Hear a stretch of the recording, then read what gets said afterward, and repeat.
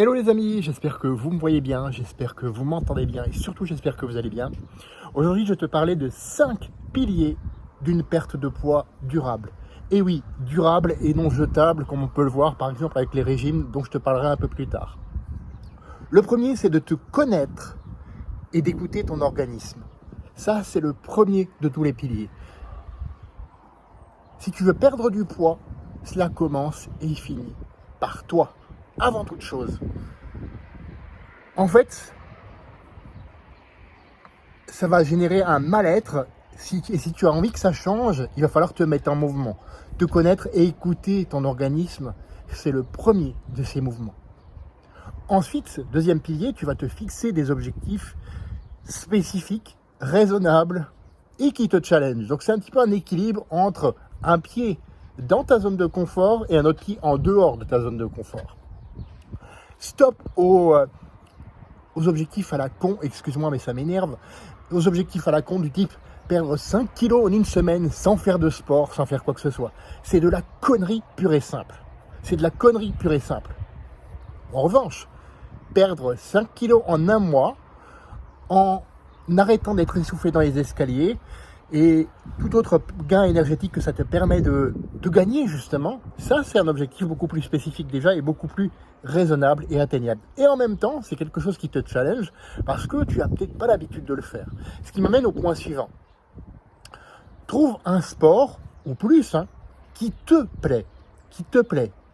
Exite les « ouais écoute, va mettre tes baskets et va courir ». Ou encore « ouais, fais de la muscu et puis c'est tout, le reste, ça n'existe pas ».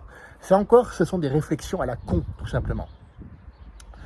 Bien entendu, si tu peux combiner cardio, poids du corps et musculation classique, là c'est top. C'est top parce que tu toucheras dans les 3 domaines et tu auras donc un organisme qui sera bien plus polyvalent que si tu ne toucherais que dans un seul des domaines.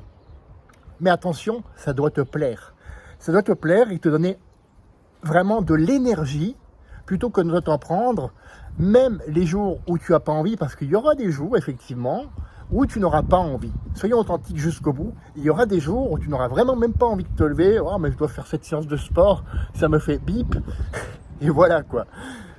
Ensuite, le quatrième des leviers, pense mode de vie plutôt que régime. Les régimes, c'est de la merde. Soyons clairs, les régimes, c'est de la merde, tout simplement. Trouve une alimentation qui te convienne, quelque chose que tu pourras maintenir dans le temps et qui t'apporte du plaisir, tout en te permettant de créer un léger déficit calorique hebdomadaire. Qu'est-ce que je veux dire par là? C'est très simple. En fait, certains jours de la semaine, tu seras en surplus et certains jours de la semaine, tu seras en déficit calorique, tout simplement. Et c'est ce qui permettra à ton corps, à ton métabolisme, de mieux fonctionner. Le cinquième, peut-être le plus important. Fais-toi confiance. Fais-toi confiance. Tu es le ou la mieux placée pour savoir ce qui te convient ou pas. Donc dans tout ce que je viens de te donner, c'est des conseils qui sont assez, entre guillemets, génériques, tout en étant spécifiques. Tu as de quoi faire, tu as de la matière sur laquelle tu vas travailler en fonction de qui tu es. N'oublie jamais ça. Et fais de ta vie une aventure mémorable qui te ressemble et à personne d'autre. On se retrouve la semaine prochaine pour une autre vidéo. À bientôt.